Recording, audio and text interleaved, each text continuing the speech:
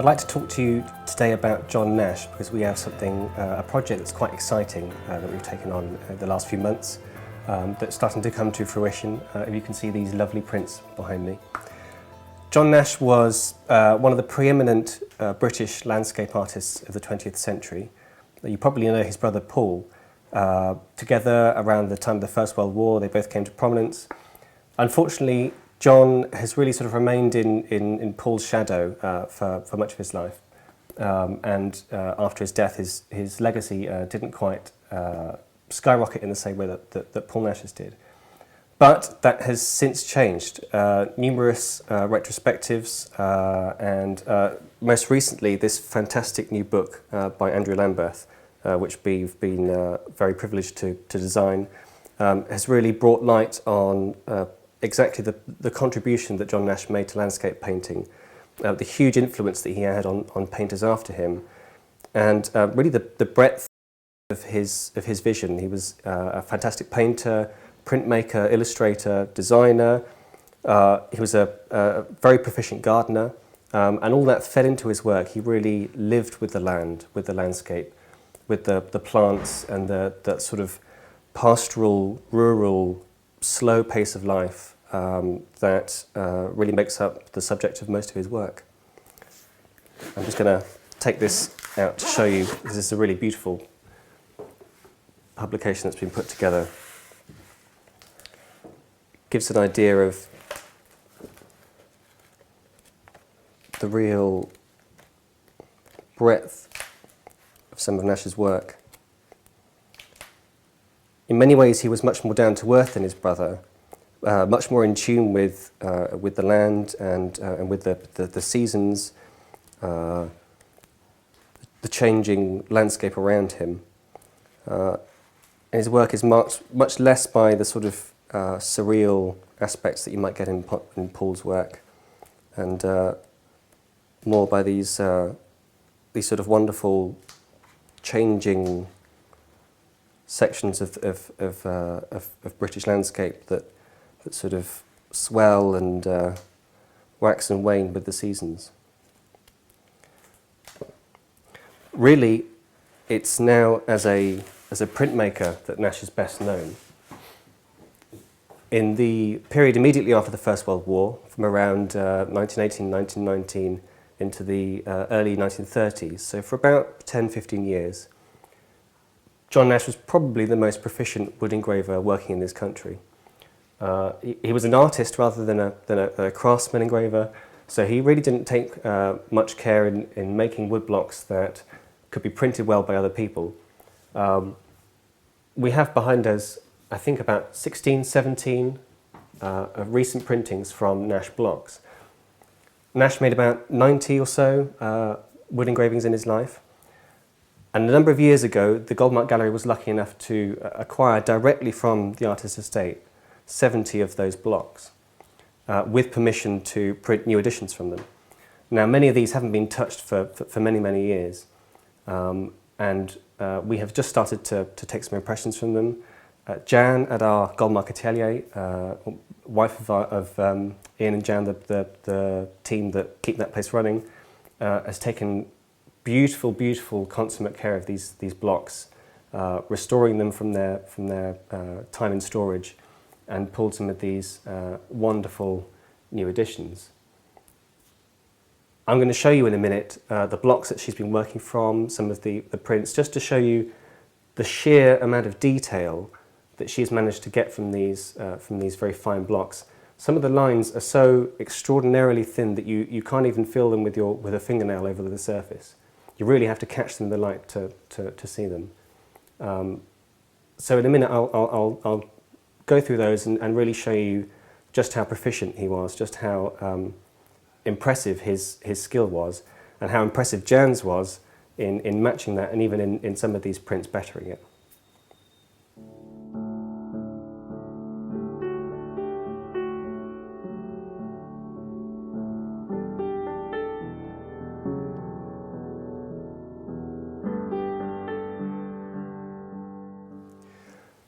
So I have here out in front of me some of the prints loose leaf, because I want to show you some of the extraordinary detail that's in in some of these prints. Don't forget that these are all available down below this video, framed and delivered.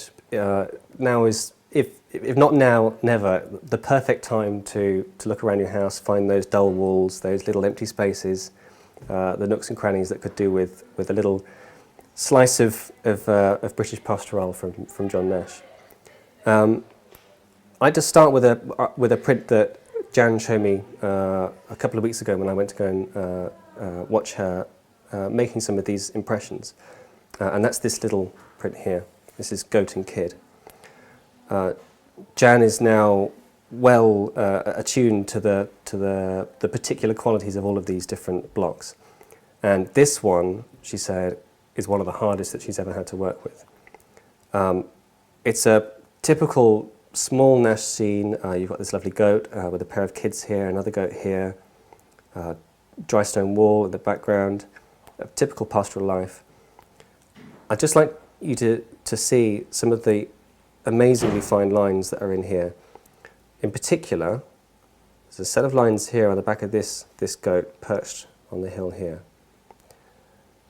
and a set of lines right here in this hoof at the back that are just coming out. Now, when Jan showed me this block, it was being cleaned at the time. The problem that she's had with a lot of these is a lot of them have been sitting in storage, and they've had ink sitting in those very, very fine lines in the blocks for all those years, and that ink has dried into a residue, and she's had to clean that out to try and get as clear and as crisp a printing as she can. Now, compare those amazing lines in this beautiful impression with this impression here. Again, fine printing in the John Nash wood engravings catalogue resume. There's no lines back in this hoof, and there's barely anything registering around here at the top in this black goat. That's just one example of the difference. Let me show you them side by side, just so you can see the difference. Now, there's actually a comment in the cat res, that's the catalogue resume, that's the collected record of all of John Nash's wood engravings. There's actually a note in here saying Nash was a pretty exacting wood engraver, and he wouldn't have expected people to be getting the kind of detail that he did out of his blocks. So hats off to Jan for having to deal with these incredibly difficult pieces of equipment. I've actually got one of the blocks here to show you. This is not one that we've pulled an edition from yet. As you can see, you might be able to catch that there are what look like sort of dividing lines in the block. A wood engraving is generally done on very hard wood, typically a fruit wood like pear or a boxwood, and it's normally the block is made of different sections of wood that are cut and glued together. So if I turn the block over here, you can see that there are multiple sections of wood that have been joined together. The surface of this is then polished so that it's hard, almost as hard as glass or a stone, so that you can get a very clear and crisp cut with a very sharp tool. Some of the lines in here are incredibly fine. You really do only catch them in the light. If I drag my finger over them, I can barely feel them. So to be able to get the kind of clarity that Jen has in some of these prints, it really beggars belief. So Jan, when she had these blocks, she would have started by cleaning them out, cleaning all this old ink out, inking them up, and taking a first impression. The ink is spread over the worktop, and then a rubber brayer, which is a bit like a sort of paint roller with a rubber roller on it, would be rolled into the ink and then rolled directly onto the block. When that's done, Jan is just really skimming the surface of the block so that the ink is just laying on in a good consistency.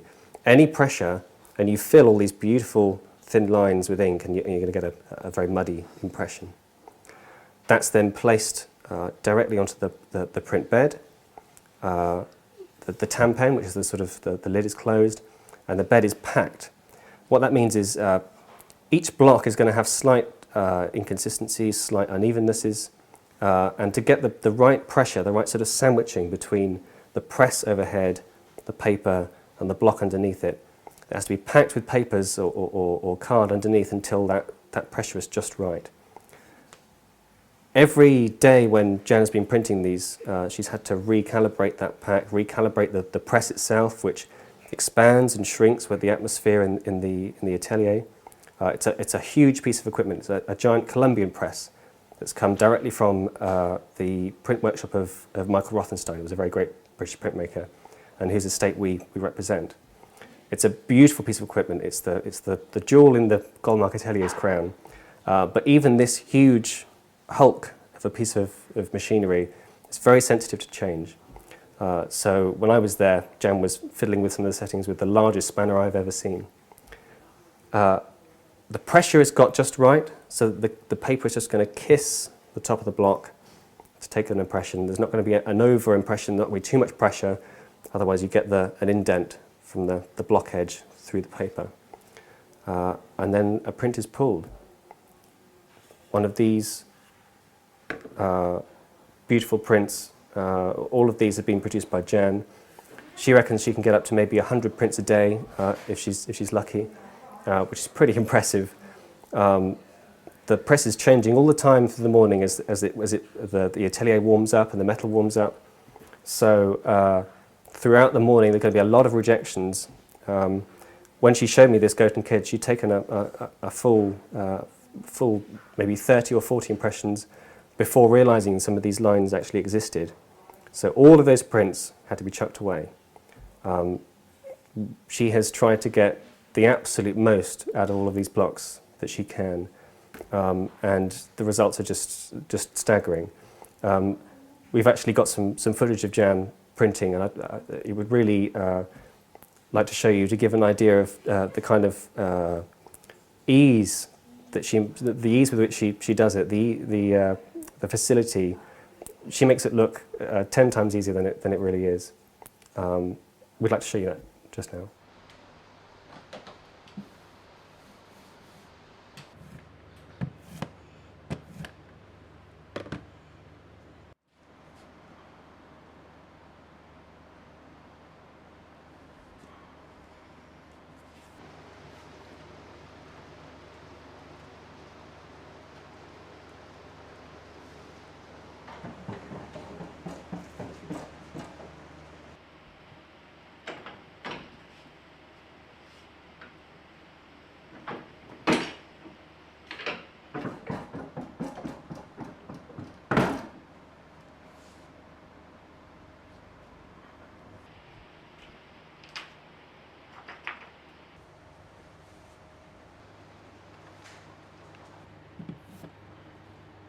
So I showed you Goat and Kid. That was one of Jan's least favourite blocks. This is one of her favourites. She said it's very well behaved.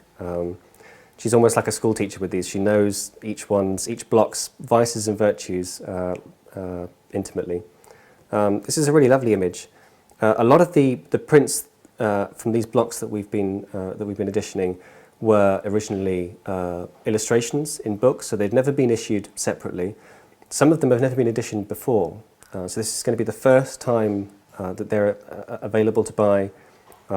Again, they're down below. Take a look, see what takes your eye. I really like this image. It's typical of Nash, but also quite reminiscent of his brother too. It's a beautiful kind of open wood scene with these strange sort of logs that have been chopped off here. Very simple. This beautiful sort of vertical movement in the lines, using the most of wood engraving, the sort of black and white monotone quality, really getting the most out of that medium. As you can see, it's been printed beautifully. We've got down here the title of the print, the estate stamp from the John Nash estate, and this is the Goldmark Atelier's chop mark. I don't know if you can just make that out. So all prints will be issued with those stamps. It's a really beautiful image, I think. One of Jan's favourites, one of mine. I believe this was designed as a frontispiece for a book, or for a personal book. So this is one of the few that very, very few people will have ever seen this image before. So it's really exciting to be able to bring these beautiful prints to a whole new audience.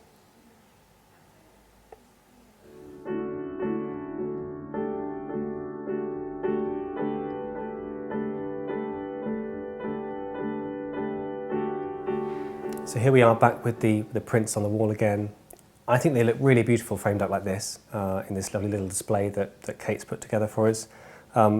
But equally, these are wonderful small prints. They would fit beautifully into a home somewhere. You must have wall space for something like this.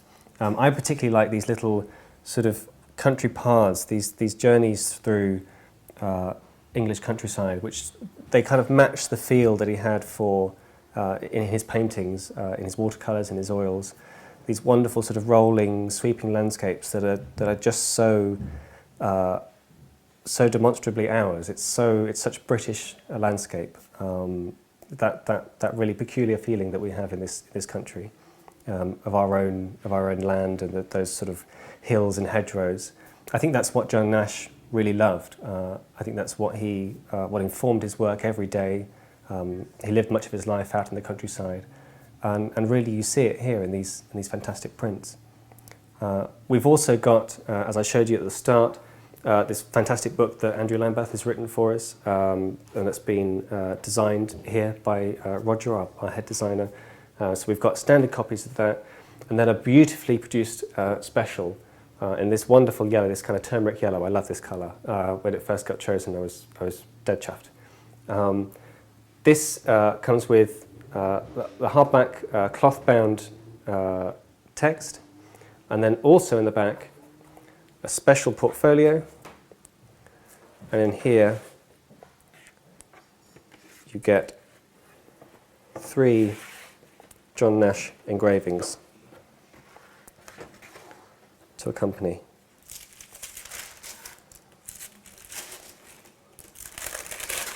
This beautiful little cat asleep. I think it's a lovely, tiny, little miniature window into everyday life, that.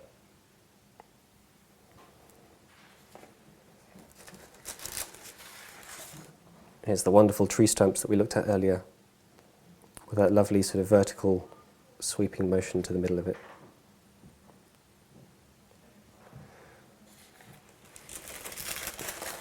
And then Datura, I think this is from the Poisonous Plants suite. That's one of Nash's most celebrated print suites, projects that he took on. Jan showed me the block for this when I was down at the atelier, and the lines that you get across these leaves here are unbelievably fine.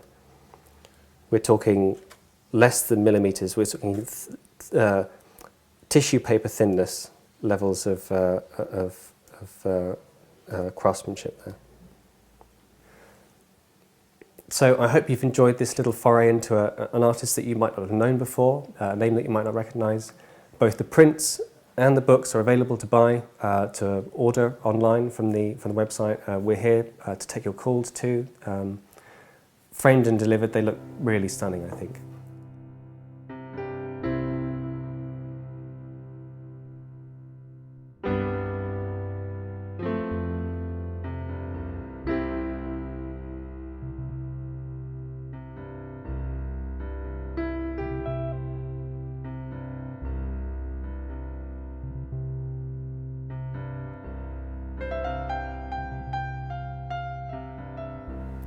Well, I hope you've enjoyed that introduction to John Nash and his woodblocks and our latest project at the Goldmark Atelier. It's maybe an artist that you've not heard of before, but I hope you enjoy nonetheless. I've got another artist that I'd like to introduce to you today, one equally in tune with the landscape around her, and that's Anne Mette Hjortshøj. She's one of the many potters that we represent here at the gallery.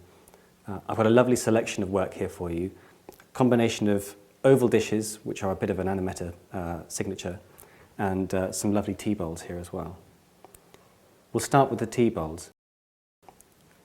I love these straight sides that Anne Mette has to her bowls. They kind of look like old Korean tea bowls. And we've got a real mixture of different glazes and approaches here that show Anne Mette's her dedication to the landscape around her. She lives on Bornholm, which is an island off the coast of Denmark. Traditionally a ceramics-based island. There's a lot of potting there. And there's lots of wonderful local clays that she can turn into glazes that she has access to there on the beaches and further inland. So we've got a lovely mixture here. Lots of porcelain slips. This is a lovely granite glaze that's been put together from local materials. It's got this lovely kind of rich, almost caramel colour, which pulls sort of glass colour here at the bottom. Some lovely drips here around the bottom too.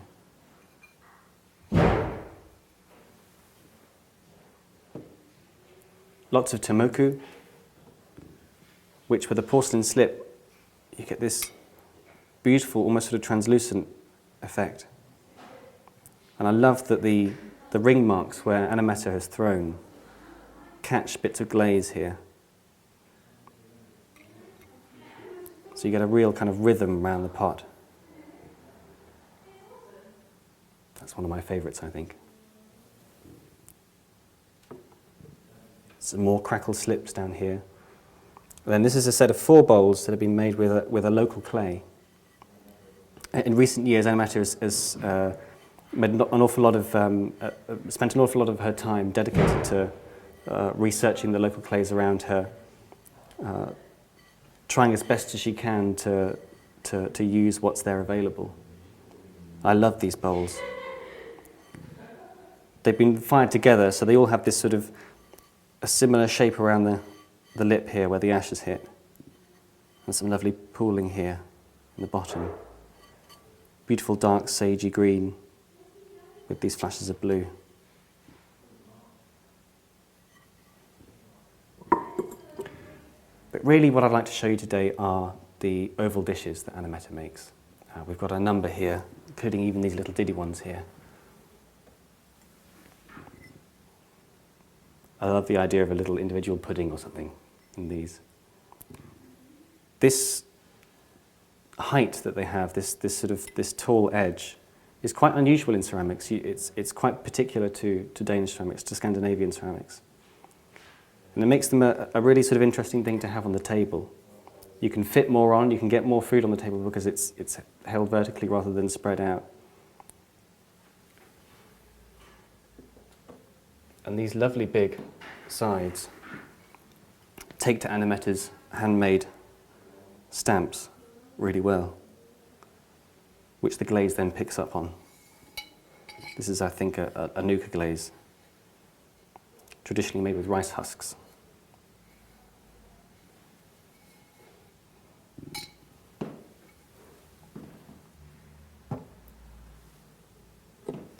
There's another lovely tall one. You can see the speckles from the salt here along the bottom. We've got a small film I'd like to show you now of Anne Mette talking about her oval dishes and more broadly about her philosophy towards making. This was shot a number of years ago on Bornholm before our first ever Anne Mette show. I hope you really enjoy it.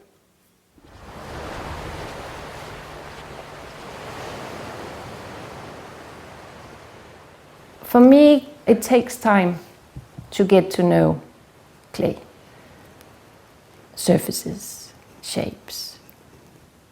And it's a lot about seeing, I think. Some things don't catch your interest, but then something does. You just get deeper and deeper into it.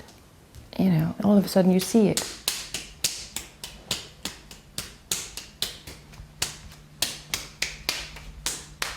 When I sit here making these cylinders, you know, it's just a cylinder, but it's an oval dish, and I can spend the whole day, it's my favorite, sitting here and just making bowls, lots of bowls, or lots of little oval cylinders, lots of cups, and just play around with proportions.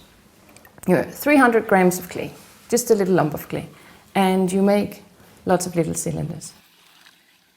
And then when they're leather hard, I shape them, and it changes the whole thing so much. You know, just the way that you have played around with the proportions. You know, if you put the line just a little tiny bit like more like this, or it just changes the whole shape. And that's interesting. And when you make a handle or you make a footroom, it's all the little details. And then that combining with the way you fire. It's to put all the chapters into a story. If you read a really interesting book, or an exciting book, or you just can't leave it again till you finish, and it never finishes. And the same, I think, it is for me when I look at a bowl or a cup or a cylinder or something for use. It just stays there, and you can, you keep reading the book again and again, and you find something new in that. So it's the same with pots, I think.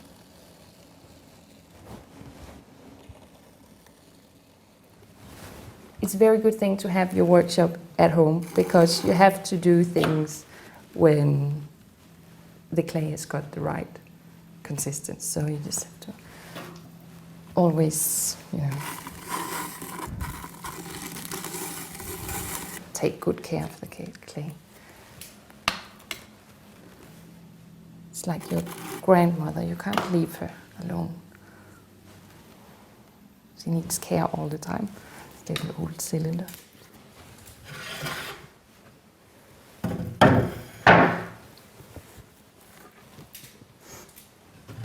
For me, I think it's a little bit about beauty. I like beautiful things. I need to be surrounded by beautiful things, and beauty, of course, is, it's different from each person. And it's not that I say I make beautiful things, but I try the best I can. It's just mud, it's just clay, and fire and quartz and ash, wood ash, and very basic materials.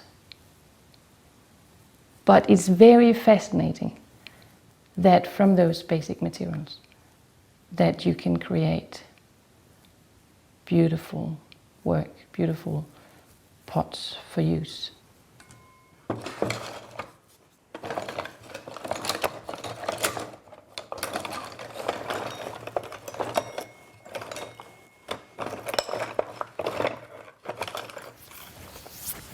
I make my own stamps. I just have a lump of clay, and then I carve out patterns. I stamp the surface when the piece is still quite wet, but it needs to be hard enough for this stamp not to stick.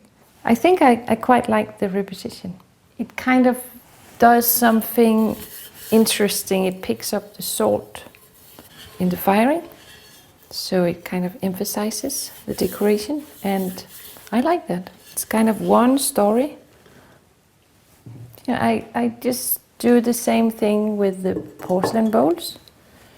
They've got a glaze on, so it's a different story, but it's kind of the same, where the glaze run into the little pool here. It goes a darker green, and when there's like a little top, the porcelain comes through. I like quiet pots, I think. Making quiet pots, because there's going to be food in here, and that's going to take a lot of attention, hopefully.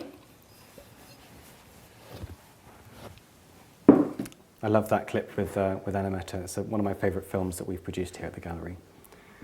That brings us to the end of our first week of broadcasting here at Goldmark. It's been really exciting to bring something new to you. We're still trying to find our feet. Any comments that you've got, any things that you've enjoyed, anything you'd like to see, do please let us know. If you've not already signed up to our newsletter, that's a fantastic way to keep in touch with us, to hear what's going on here, and we'll also give you updates when we're going live, so that you don't have to miss seeing our lovely faces again. Everything you've seen here, everything you've seen throughout the week is available on our website. We're here to chat. Do please be in touch. We'd love to hear from you. and I hope you've enjoyed this week. We look forward to seeing you again on Monday.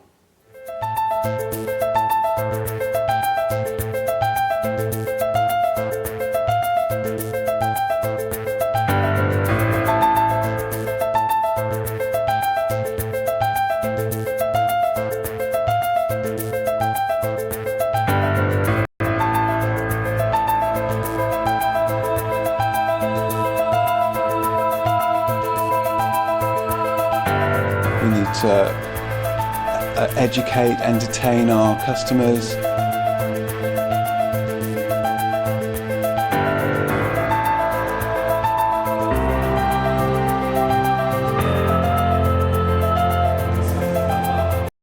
Okay, so now we're going to look at some other of his prints. I'm thinking very seriously about stopping making pots. There's nothing forced, and I think his jogs are really the epitome of that. Hello, welcome to today's broadcast from the Goldmark Gallery. One of my most regular places to visit up in this part of the world is the Goldmark Gallery.